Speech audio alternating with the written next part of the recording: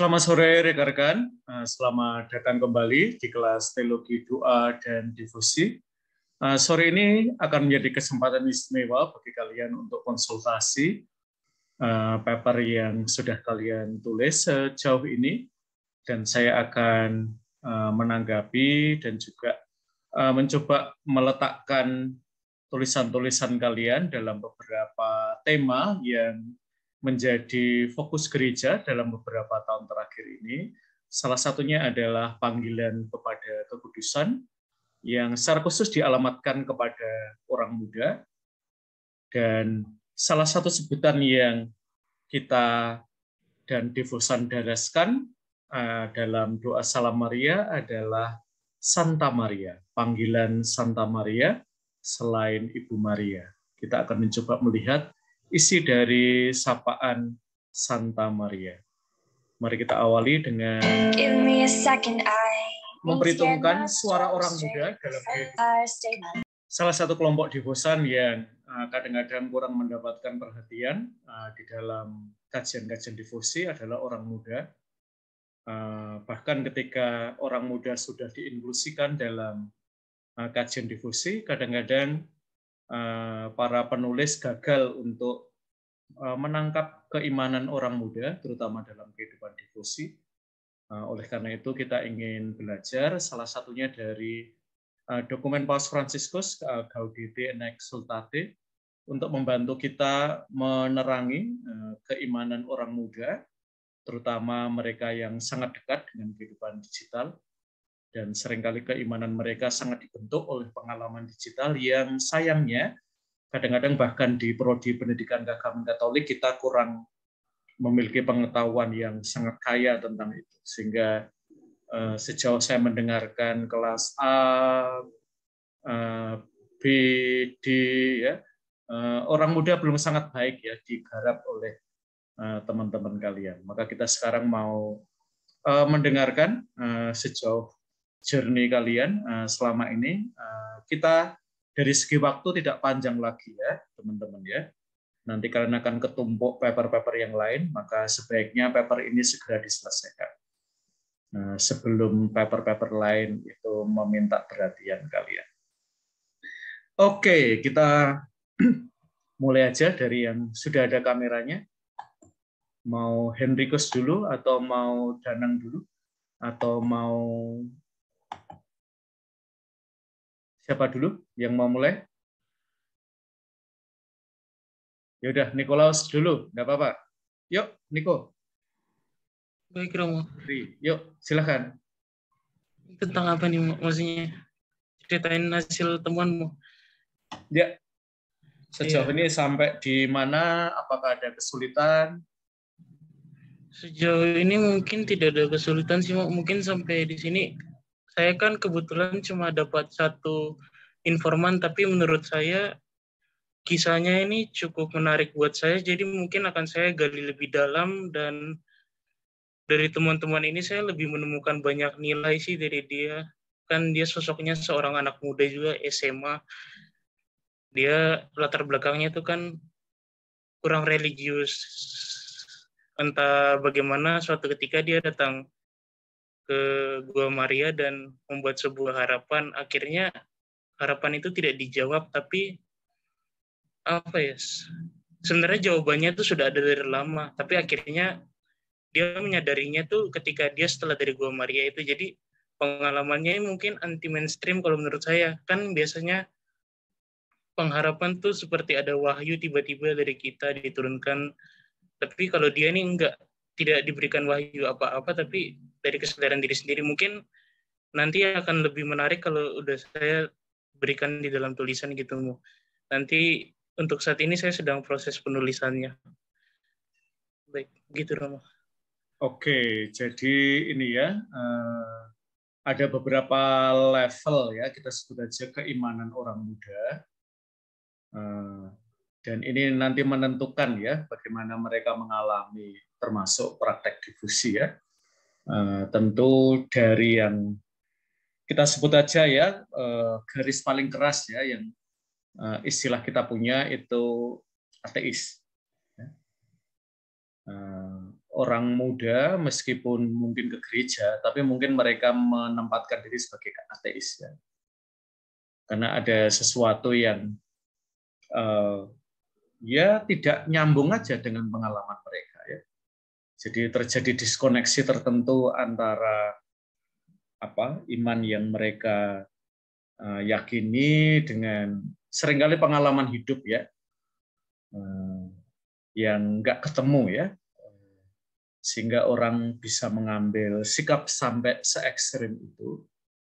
Lalu tentu juga ada sikap yang agnostik ya, orang tidak sampai mengambil sikap ateistik, dan dalam bingkai itu ya, orang seringkali punya permasalahan dengan institusi gereja, dengan romo, dengan hal-hal tertentu dalam gereja, tapi mungkin kehidupan devosi dia tetap jalan. Dengan kita sebut aja ya latar belakang yang tidak selalu ideal ya. Maka mungkin bagian-bagian tertentu dia mempertanyakan atau sedang gencatan senjata dengan Tuhan ya. Tapi pada hal-hal lain dia masih merasa bahwa iman ini punya tempat tertentu di dalam hidup dia, maka sikapnya lebih agnostik ya. Barangkali sikapnya lebih spiritual ya. Jadi ini seringkali semacam menjadi semboyan ya di dalam terutama masyarakat-masyarakat yang maju dan bahkan post Kristen ya. Di masyarakat pasca Kristiani ini terutama di Eropa yang cara mereka melihat agama adalah seringkali ini ya, religion no, spirituality yes ya.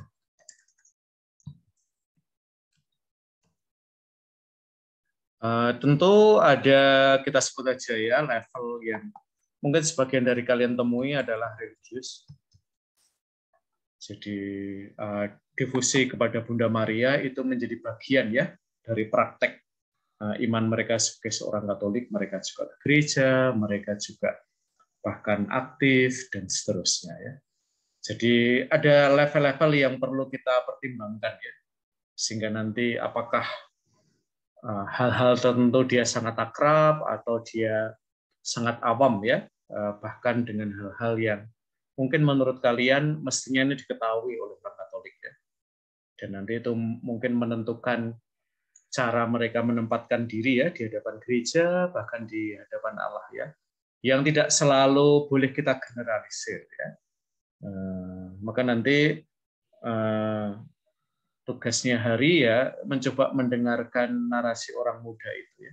Dia kira-kira berada di mana, sejauh kamu bisa menilai ya. Jadi setelah dia cerita, kamu mencoba dia sebenarnya pergumulannya ada di mana. Dan nanti juga tempat difusi, dia apakah ini menyelamatkan semacam ya yang menyelamatkan iman dia. Karena mungkin orang ini, dan ini mungkin beberapa kalian temui itu, mungkin orang nggak ke gereja ya, sampai beberapa waktu ya, dan seterusnya ya. Dan ini tidak harus kita katakan orang ini orang beriman ya.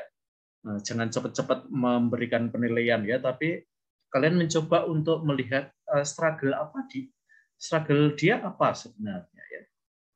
Yang dalam arti tentu dia tidak memiliki struggle ketika difusi pada Bunda Maria. Nah, lalu difusi itu menyelamatkan iman dia ya dari keterputusan total ya. Dengan gereja juga dengan barangkali dengan Allah ya, dia mengalami hal serupa.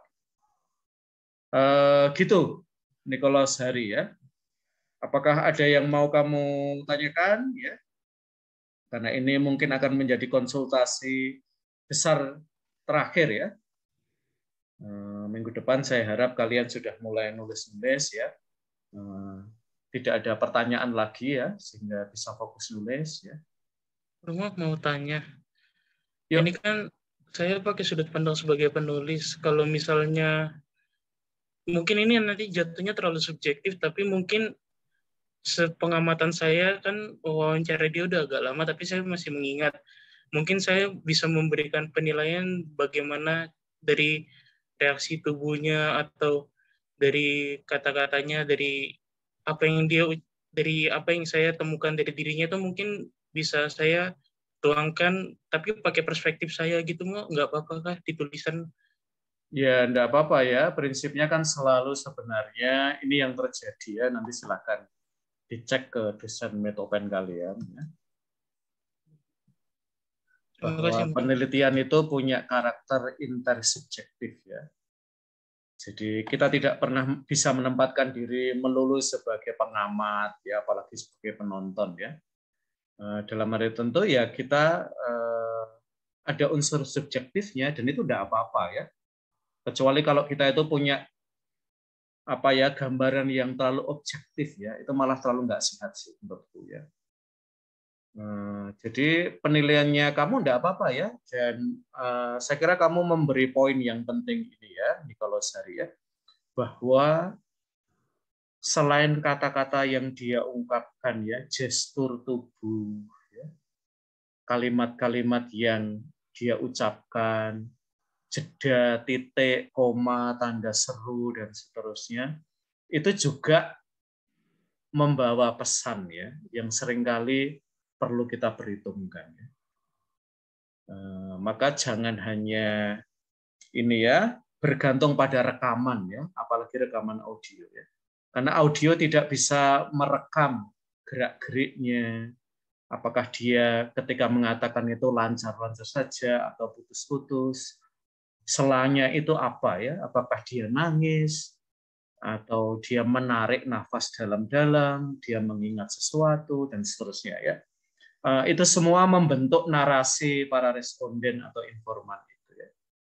Terutama nanti kalau penelitian kalian itu secara kualitatif tambah bagus ya, ya mudah-mudahan nanti kamu skripsinya kualitatif ya. Jadi kamu bisa memberikan perhatian pada hal-hal seperti itu ya. Itu lama-lama kita sebagai peneliti harus rendah hati sih. Penelitian itu nggak boleh terlalu mepet-mepet ya waktunya. Saya cerita ketika di Gunung Kemukus itu ya saya mungkin seperti kalian ya, dapat mata kuliah ini atau saya memberi mata kuliah ini lalu saya berharap bahwa penelitian saya selesai 1 semester ya. Setiap minggu saya berusaha ke sana mencari informasi ya, hampir selalu nginep ya. Karena saya merasa ya saya butuh kedalaman ya. Dan ternyata setelah setengah tahun saya riset di sana belum dapat apa-apa saya. Saya baru dapat 1 kata ya, yaitu perempuan pedotan. Yang lain-lain ya saya dapat sih, cuman nggak menarik aja buat saya. Tapi justru ketika saya mau mengakhiri riset saya baru dapat kata ini ya, ketika saya mampir ke warung, saya makan di situ, lalu saya cerita pada ibu yang memasak itu mulai cerita ya, bahwa di situ dia punya laki-laki yang dia pandang sebagai pelindungnya atau suaminya. Di daerah asalnya ya dia juga punya suami, dan ketika bapak itu tidak ada ya ada laki-laki lain yang mendekati dia. Jadi status perempuan ini complicated ya. Kalau kita melihatnya dari kitab Gung Kanunik misalnya. Nah, orang-orang seperti ini harus kita namai seperti apa? Apakah sesederhana mereka tidak setia pada pasangan hidupnya, atau kita perlu melihat mereka secara lebih komprehensif ya. Dan kemudian saya menemukan ya ketika ibu itu bilang ya kami ini perempuan pedotan mas ya. Dengan yang di daerah asal ya terhubung tapi terputus, yang di sini terhubung tapi terputus juga ya. Nah, itu situasi mereka ya, dan itu buat saya menarik ya. Karena itu kemudian menjadi sesuatu yang menurut saya ya tidak saya temukan dalam skripsi-skripsi bahkan level S3 ya. Yang tempat itu udah diserbu ribuan orang yang meneliti.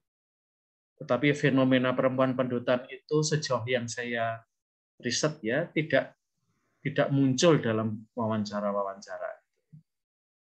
Akhirnya saya memutuskan ya udah saya tambah deh waktu penelitiannya, nggak usah kejar tayang, mata kuliah yang saya ajar selesai, proyeknya selesai. Dan akhirnya butuh 5 tahun untuk bisa menyelesaikannya. Dan saya merasa betul-betul bagus gitu ya dari segi wawancara. Jadi nggak sekedar wawancara angket, kita tinggal lalu kita ambil lagi hasilnya gitu ya. Tapi saya mewawancara saya kira sekitar 40-an orang ya, perempuan pendutan, belum para peziarah yang lain ya. Dan saya merasa ya sejauh yang saya boleh lihat karya saya menurut saya salah satu yang terbaik ya, dari segi kedalaman ya. Karena saya nggak cuman ngajak ngobrol lalu tak tulis ya, tapi seringkali untuk orang yang sama saya mungkin butuh beberapa kali wawancara.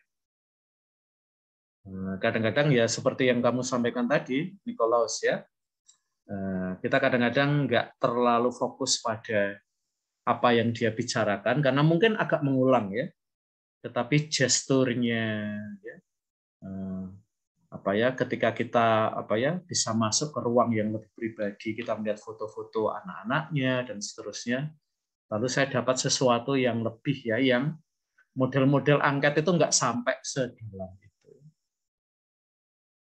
karena ya mereka banyak fokus pada apa yang dipikirkan oleh para perempuan, sementara hal yang tidak dipikirkan itu jauh lebih banyak daripada yang bisa dikatakan ya di dalam angket atau apa. Gitu, Nikolaus Hari. Masih ada yang mau diklarifikasi? Sudah, Rama. Terima kasih, Rama. Oke, yuk lanjut. Silahkan, Dimas. Ya, Rama. Untuk wawancara saya mungkin sama dengan itu, saya masih mencari-cari lagi narasumber-narasumber lain. Tapi untuk yang pertama ini, saya seperti apa ya, Rama? Seperti yang mungkin dikatakan Romo juga, untuk orang muda itu kan narasumber saya yang pertama ini orang muda. Nah, itu tuh saya sedikit sulit untuk mencari kedalamannya itu, Romo. Ya tuh waktu kemarin wawancara itu seringkali apa ya, ya cuman menceritakan yang bisa dia ceritakan aja. Kalau misalkan saya tanya tentang masalahnya, seringkali ya masalahnya itu cuman gitu loh, jadi cuman membicarakan kalau ada masalah di keluarganya dia atau apa, dan seringkali masalah itu tuh nggak bisa keluar untuk diomongkan gitu loh. Nah, di situ saya sedikit sulit untuk ini nanti gimana, karena saya jadi kayak apa ya, meraba-raba gitu loh. Ini sebenarnya masalah dasarnya ini apa, kok cuman bisa dikatakan eh, ada masalah di keluarga atau di mana gitu gitu sih, Rom. Itu yang jadi dasar kesulitan saya.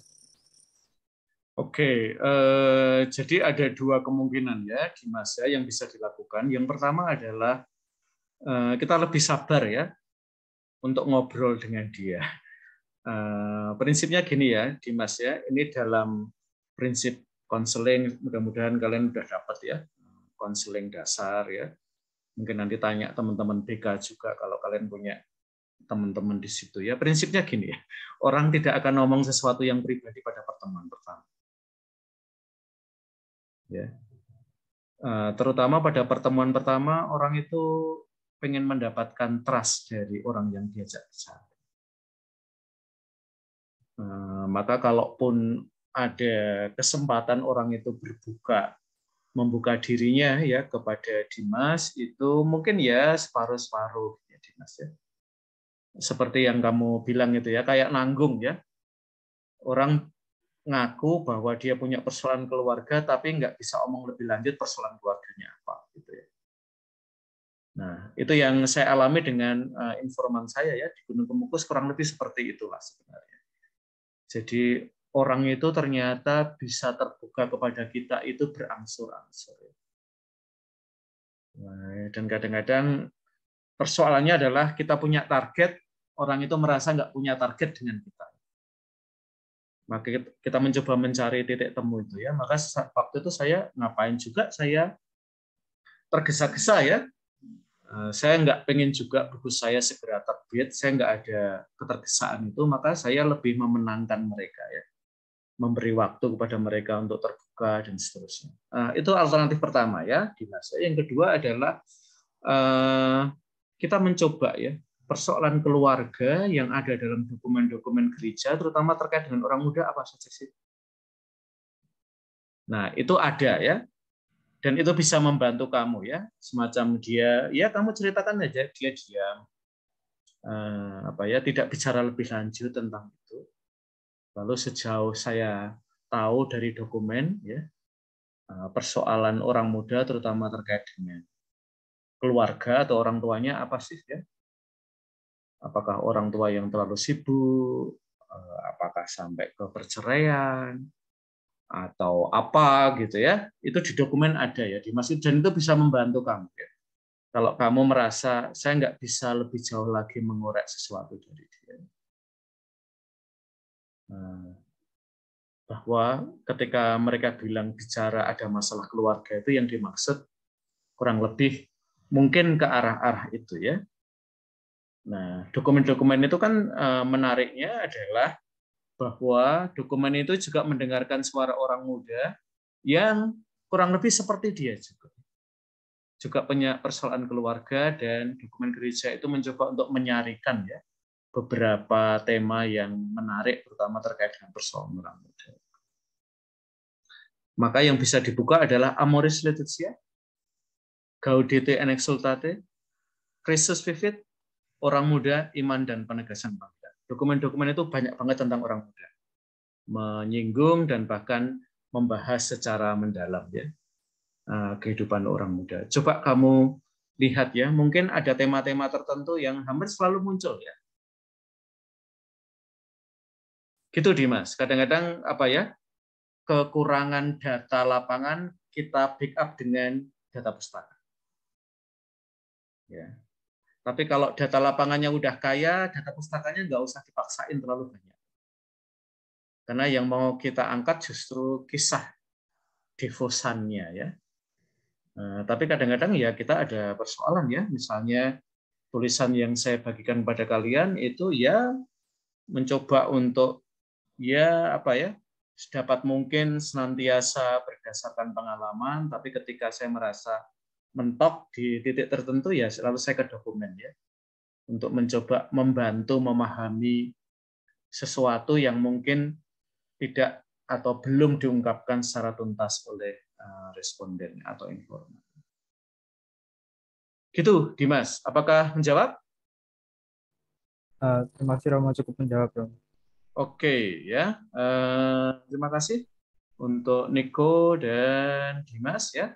Setelah ini saya mengundang yang lain. Kita akan break sebentar sambil kita melihat dokumen yang saya tawarkan kepada kalian hari ini, yaitu panggilan kepada kekudusan dalam Gaudete et Exsultate.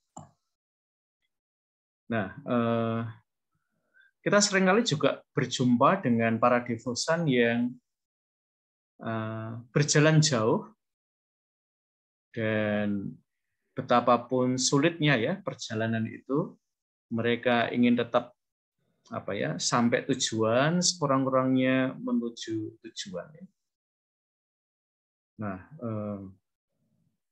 dan kita bisa menemukan ya bahwa mereka adalah figur-figur yang tidak selalu sempurna, tetapi di tengah ketidaksempurnaan dan bahkan mungkin kegagalan, mereka terus maju dan mereka berkenan kepada Allah. Apakah ini profil devosan yang kita jumpai di lokasi-lokasi ziarah? Ya. Nah, Bunda Maria kita tempatkan dalam komunitas para kudus yang sekarang ini berada di hadapan Allah, menjaga ikatan kasih dan persekutuan dengan kita. Nah, dan ini yang seringkali dialami oleh mereka yang berdifusi, bahwa ketika mereka ke tempat Bunda Maria atau ke tempat para kudus yang lain dan bahkan ke tempat putranya, mereka mengalami bahwa mereka tidak harus menanggung sendiri kehidupan berat yang seringkali mereka alami. Melainkan mereka mengalami bahwa semua orang kudus, terutama Bunda Maria, itu melindungi dia, menjaga dia, dan carrying dia, membawa dia.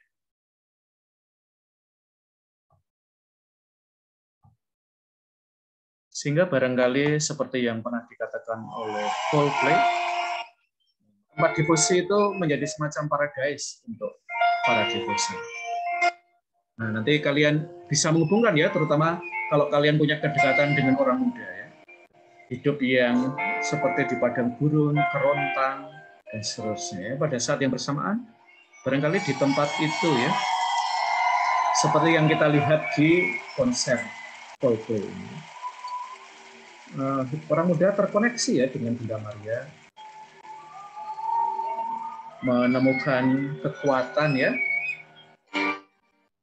Mungkin kisah Bunda Maria, kata-kata Bunda Maria itu terkoneksi ya dengan hidup mereka, sehingga mereka ya nyanyi bareng. Nah, mungkin kata-kata tertentu dari Bunda Maria berbicara ya untuk orang-orang muda.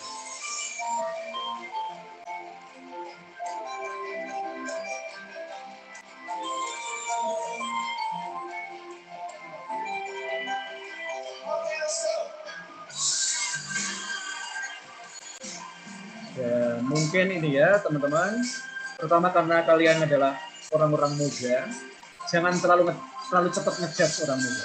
Coba lihat sisi, mungkin sepintas ya, kok orang muda kayak gitu, kok kenapa orang muda seperti itu ya. Nah, coba lihat sisi lainnya.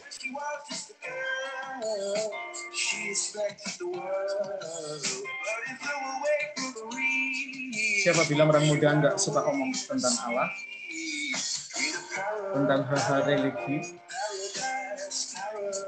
Wong lagu Paradise saja mereka seneng banget nyanyinya.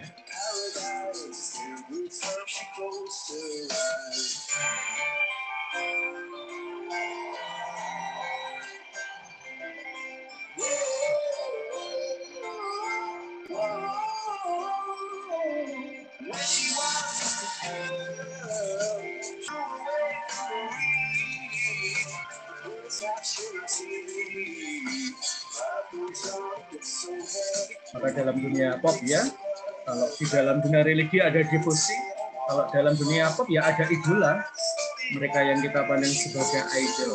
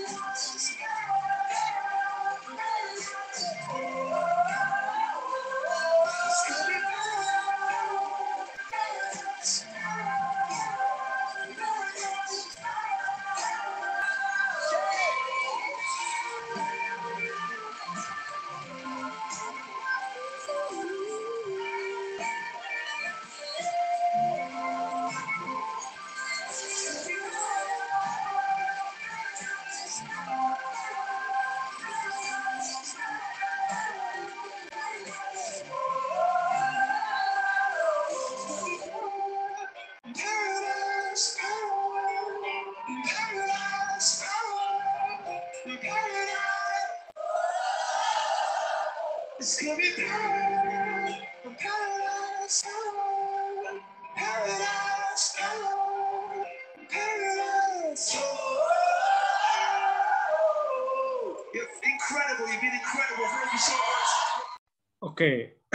kadang-kadang ini yang saya lakukan juga ya, teman-teman. Saya meminjam dari sesuatu yang dekat dengan orang muda, misalnya ya.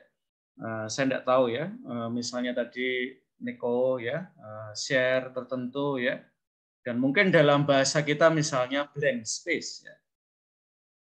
Dia nggak bisa omong lagi dan apa ya, saya juga nggak tahu karena saya tunggu-tunggu sampai wawancara itu selesai, dia nggak omong lebih lanjut ya. Jadi prinsipnya ada blank space ya. Nah, kita coba bisa lihat ya, apakah blank space ini mau kita terangkan ya dengan bahasa yang lebih figuratif, misalnya dengan lagunya Taylor Swift ya, dengan blank space, atau kalau ini ya, maafkan saya ya, referensi saya tidak banyak banget ya. Tapi misalnya dalam beberapa tahun terakhir ini saya senang sekali ya mencoba untuk memahami lagu-lagunya Chester Bennington ya. Dia adalah vokalisnya Linkin Park ya. Karena banyak pengalaman dia yang menurut saya berat banget dan dia struggle-nya itu saya senang ya. Cara dia membuatnya menjadi lirik-lirik lagu ya. Maka mungkin hal-hal tertentu terkait dengan hidup orang muda ya saya bisa aja minjem dari salah satu lagu dia yang bisa membantu saya untuk menerangkan kisah orang muda yang tidak bercerita lebih lanjut pada saya. Tapi ada kisah orang muda lain atau dewasa muda yang lain yang barangkali bisa membantu untuk menyingkap, ya kita sebut aja ya, misteri hidup orang yang sedang saya ajak bicara. Itu dalam dunia akademik boleh ya. Yang penting adalah bahwa kita menghubungkannya nggak maksa. Gitu aja. Oke, terima kasih Dimas dan Nico. Apakah yang lain ada yang mau berbagi pengalaman kalian? Prinsipnya durasi kelas ini tergantung kalian. Ya. Kalau kalian tidak ada yang bertanya, ya kita selesaikan sekarang. Ya. Dan silahkan kalian mengerjakan tugas ya. Saya akan mengembalikan tugas kalian begitu saya tahu salah konsep ya. Bahkan kalau itu ujian akhir semester ya. Kalau salah dari awal saya kembalikan ya, nggak akan saya nilai. Karena kita sudah punya cukup waktu untuk saling konsultasi, maka kita harapkan tidak ada salah konsep lagi ya dalam penulisan. Oke, apakah ada yang mau menyambung diskusi kita?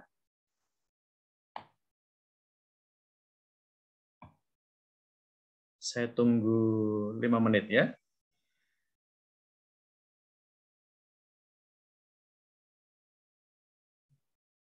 Silahkan raise your hand kalau kalian mau konsultasi terkait dengan paper kalian. Prinsipnya paper kalian harus mendapatkan persetujuan saya ya sebelum ditulis.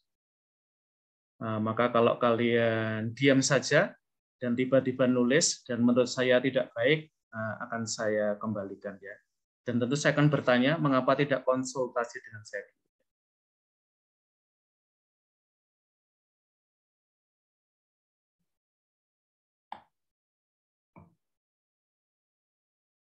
Silahkan raise hand kalau kalian mau. Oke, silahkan Dewi Kartika. Baik Romo, terima kasih untuk masukan-masukannya juga yang dari teman-teman. Saya banyak belajar. Kalau dari saya itu pengalaman ini 2 narasumber. Yang pertama yang seperti Romo sampaikan kemarin, mencari begitu ya, mencari ulang begitu. Saya dapat seorang wanita muda menikah dalam pergulatan rumah tangga seperti itu. Sedang diambang kebingungan untuk melanjutkan, maksudnya untuk melanjutkan kehidupan rumah tangganya karena ada desakan dari ibunya itu untuk bercerai karena ibunya menilai bahwa menantunya itu tidak cukup bertanggung jawab. Mereka sudah ada 2 anak dan suaminya itu mereka tinggal terpisah. Yang si suami di Semarang, istrinya di di Jogja sini begitu. Nah, lalu saya mencoba untuk seperti yang Romo sampaikan, memang yang menjadi kesulitan itu maksudnya soal akhirnya kembali ke dokumen begitu ya. Maksudnya untuk karena kan ibu ini datang ke Gua Maria itu berdoa, memang seperti yang Romo sampaikan itu apa namanya, dia lebih punya semacam yang saya tangkap gitu ya, mukjizat yang dia dapatkan itu lebih kemampuan atau keberanian untuk menghadapi situasi itu begitu. Nah, lalu saya kemudian agak bingung dalam soal dokumennya gitu untuk merujuk atau untuk mengawinkan dua peristiwa ini gitu, antara situasinya kemudian juga kepercayaannya terhadap perantaraan Bunda Maria dengan dokumen yang meskipun kemarin di salah satu dokumen tuh Evangelii Gaudium kalau nggak salah yang Romo bagikan, itu saya tapi masih belum yakin gitu apakah ada referensi yang agak sesuai begitu supaya nggak terlalu jauh perbedaannya gitu. Oke, ada sekurang-kurangnya 2 dokumen ya, suster, yang bisa dipakai. Yang pertama adalah terutama tentang ini ya. Jadi Paus Fransiskus, nanti silakan dicek apakah ada di Amoris Laetitia atau dokumen yang lain ya.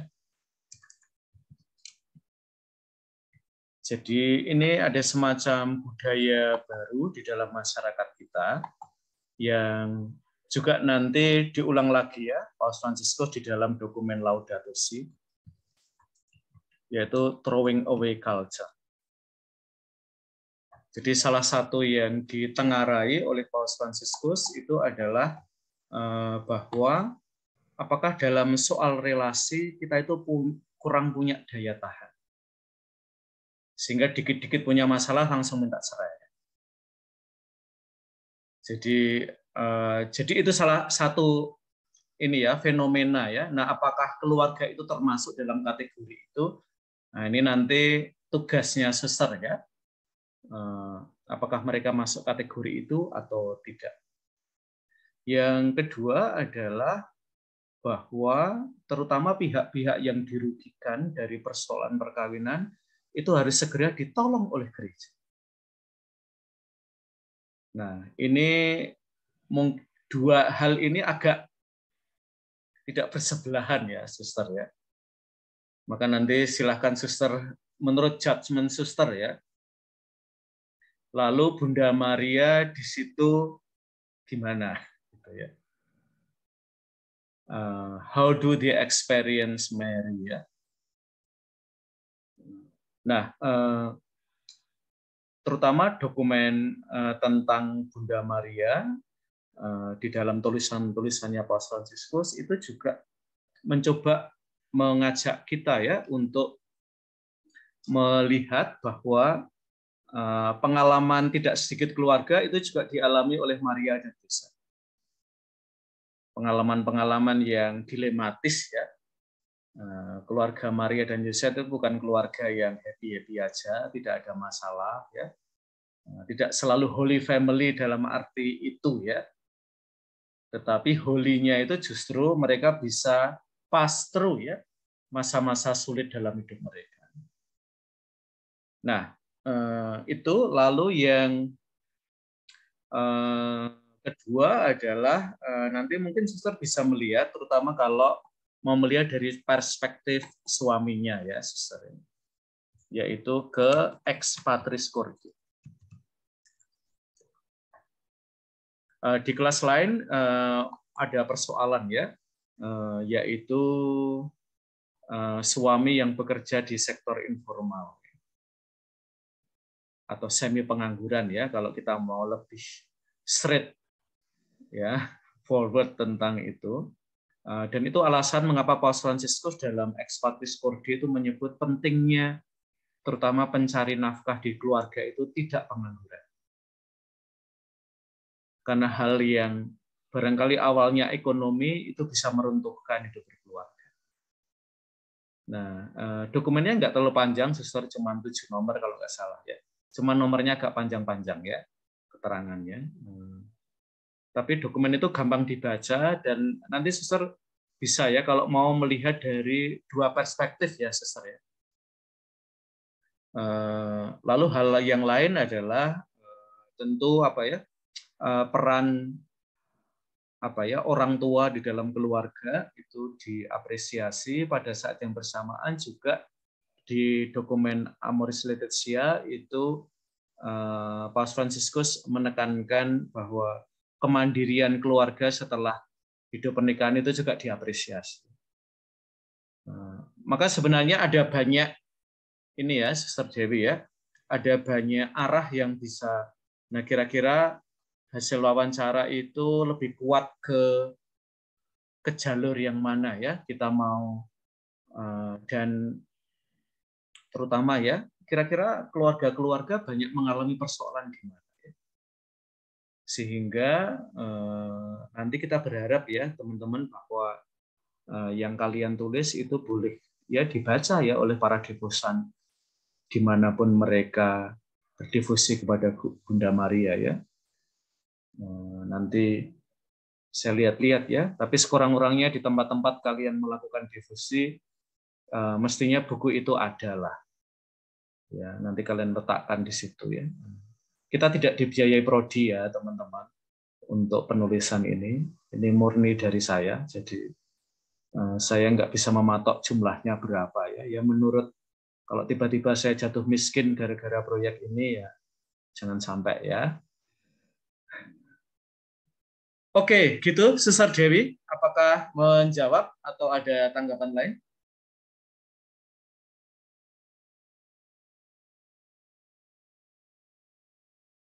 Mungkin Suster Dewi agak terputus koneksinya atau agak kurang lancar. Kita tunggu aja. Apakah ada tanggapan lain?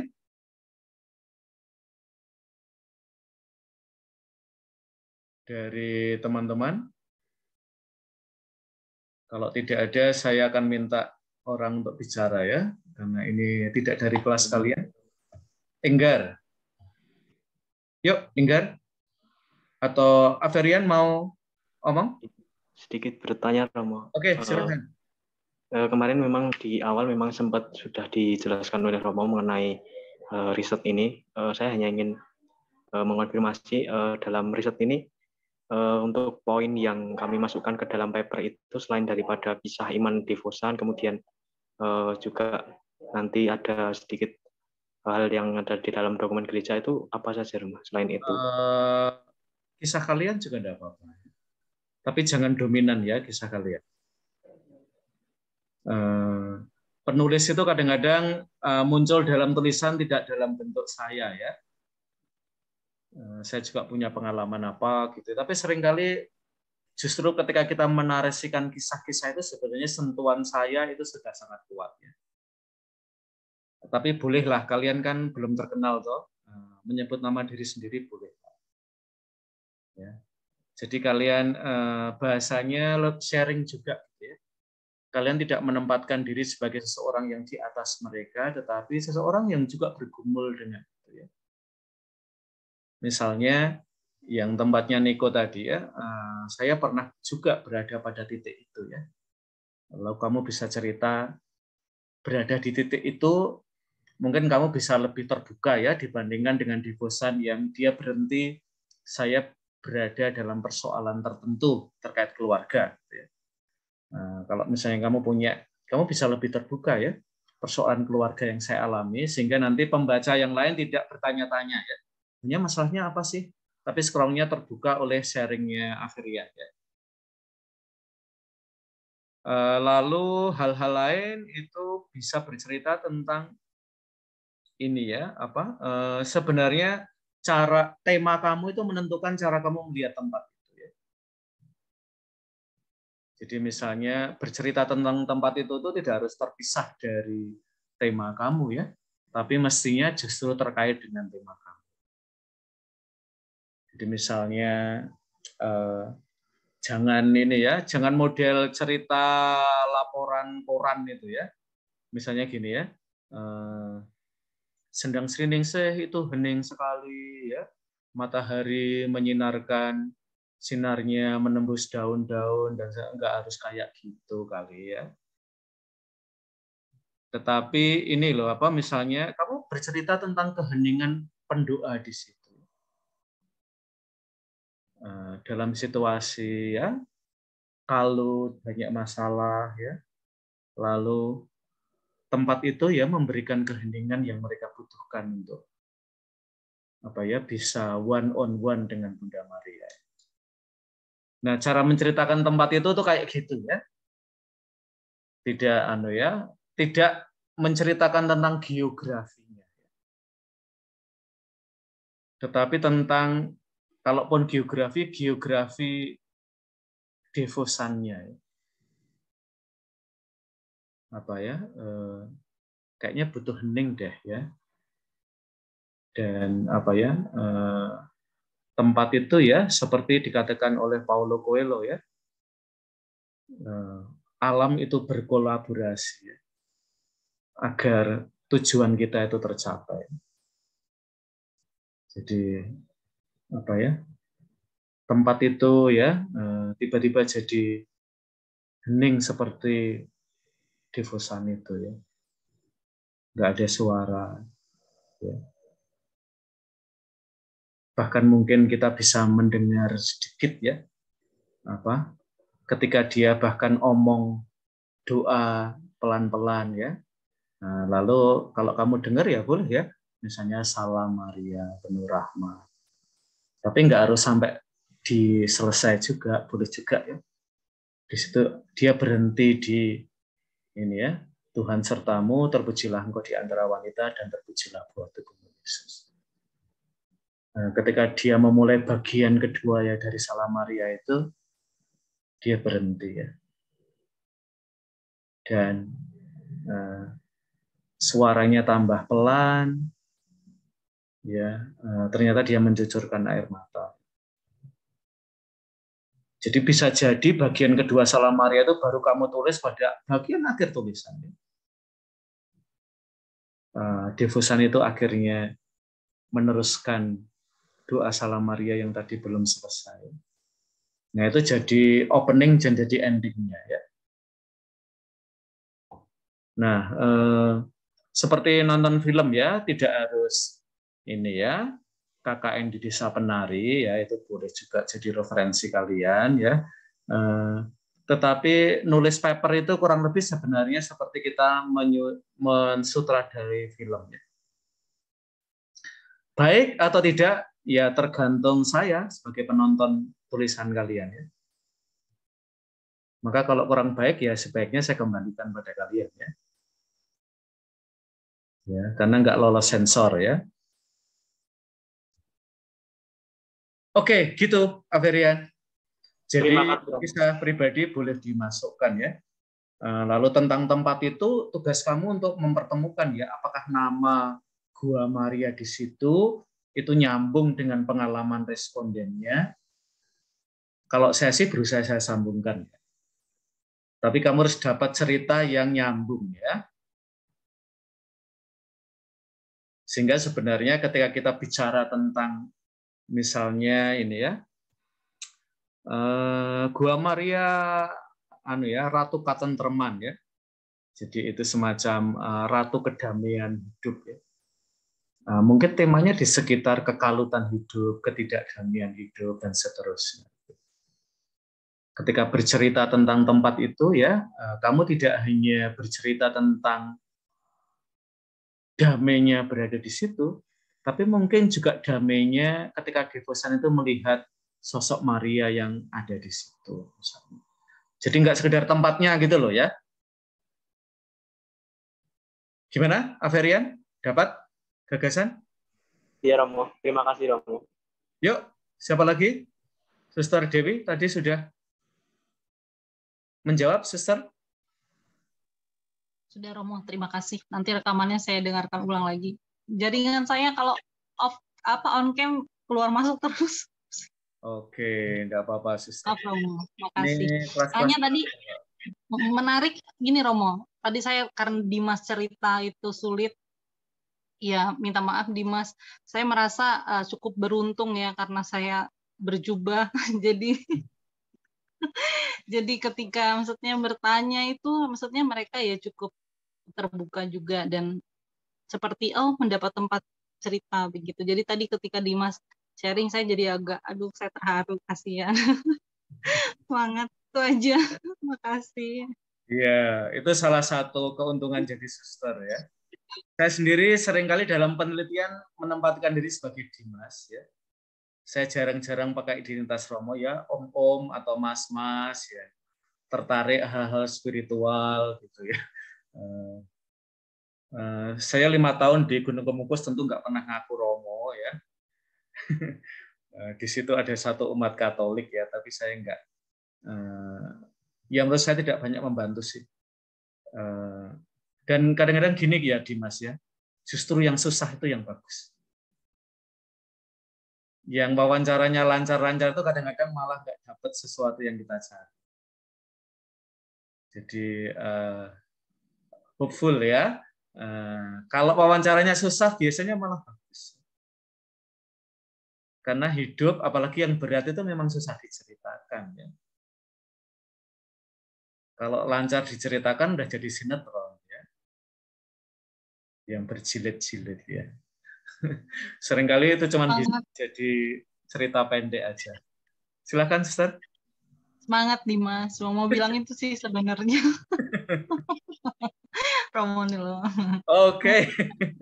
Yuk, Enggar. Selamat sore, Romo dan teman-teman. Selamat sore. Piye? Halo, gini. Tentang riset saya ini, jujur saya untuk tema itu hanya masih di benak, Romo. Masih di benak. Saya mau nulis ini sebagai tema saya. Saya tuh udah nulis, saya udah coba nulis, tapi mau saya istilahnya punchline-nya mau di mana gitu loh, Romo.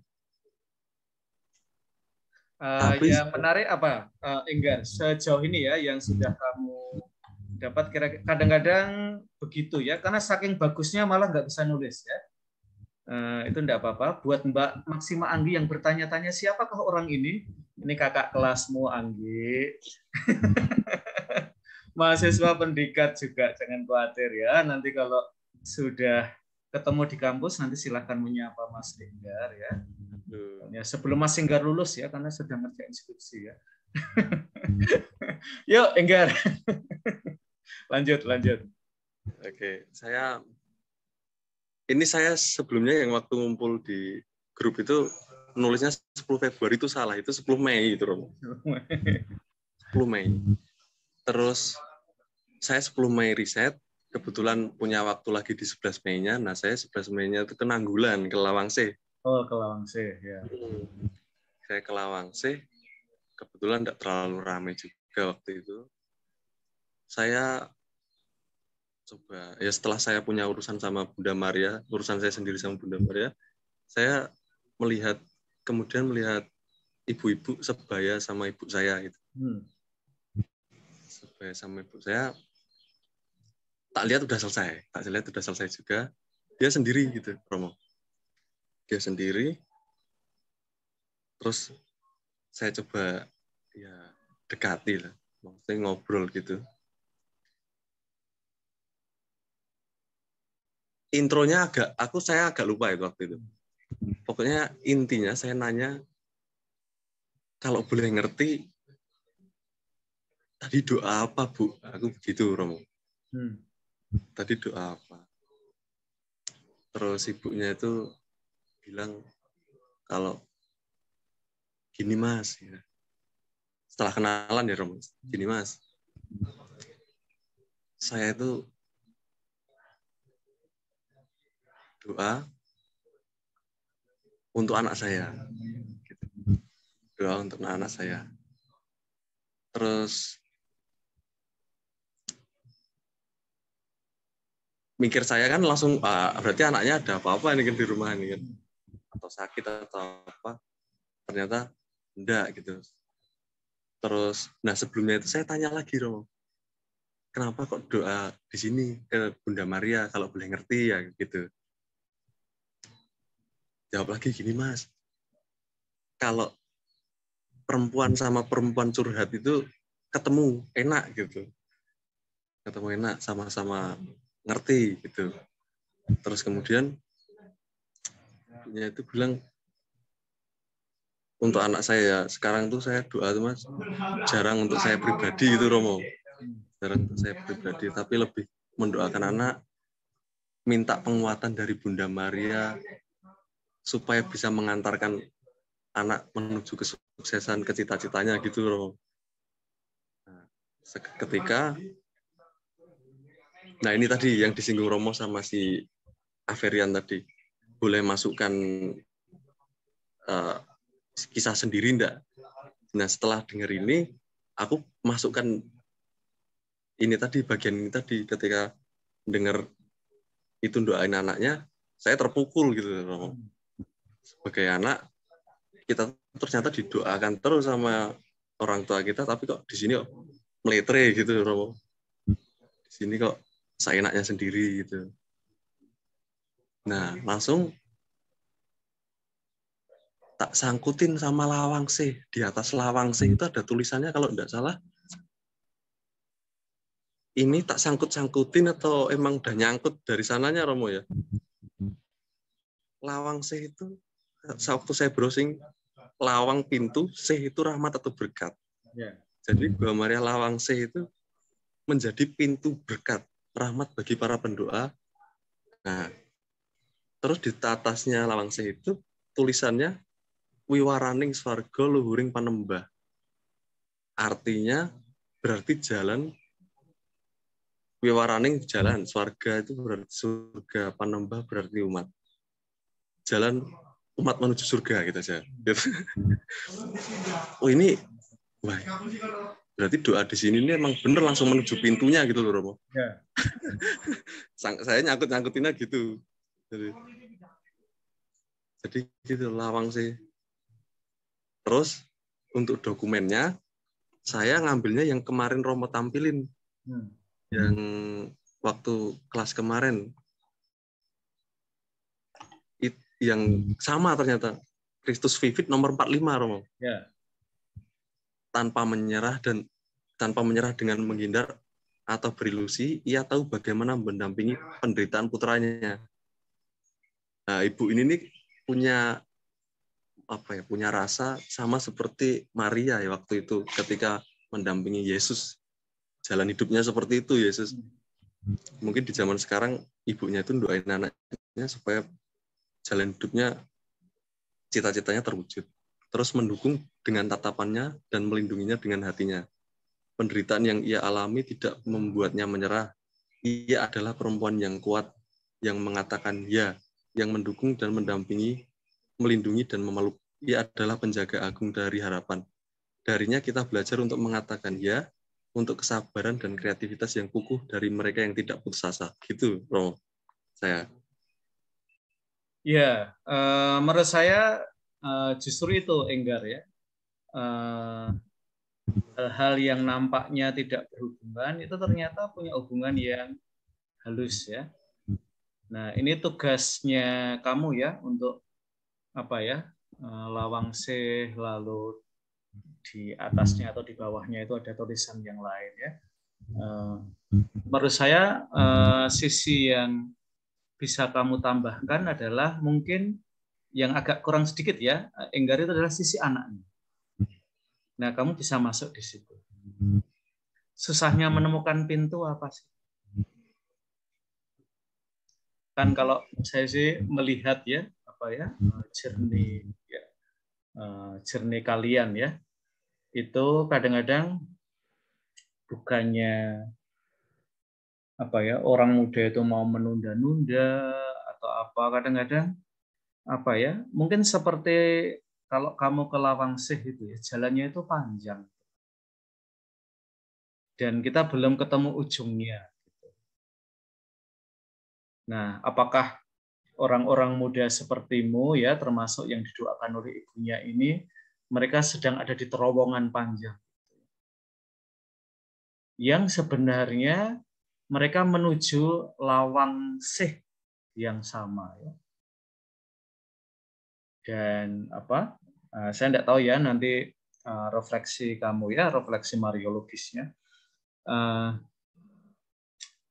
Lalu kamu bisa menempatkan ya doa ibumu, doa ibu itu ya. Itu buat kalian punya arti apa gitu ya. Apakah kamu merasa misalnya ya di dalam beberapa dokumen terutama tentang Lumen Fidei ya. Di situ kan iman itu seperti sebuah dian yang kita butuhkan agar kita itu bisa jalan selangkah demi selangkah. Nah, apakah doa ibumu ya dengan pernyataan Bunda Maria itu seperti dian buat kalian? Ya?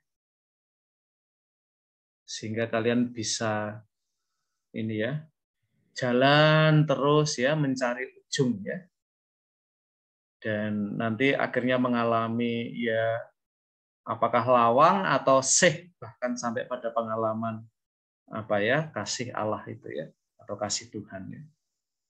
Nah, mungkin sisi itu Enggar yang kamu bisa menambahkan ya, terutama ini ya, terutama dari pengalaman orang mudanya. Misalnya kamu tadi kan sudah mengangkat ini ya, wah saya itu baru sadarnya aku didongokne ya, bahwa saya itu didoakan. Nah, mungkin juga kamu bisa memberi apa ya, memberi insight juga kepada orang tua ya, Bapak dan Ibu, saya itu juga ndonga loh, Bapak dan Ibu ya. Jadi ini sebenarnya tidak Bapak Ibu ndonga saya pecicilan, meletre dan apa ya, saya itu juga ndonga, cuman kok ya belum sampai gitu ya. Nah gitu Enggar ya.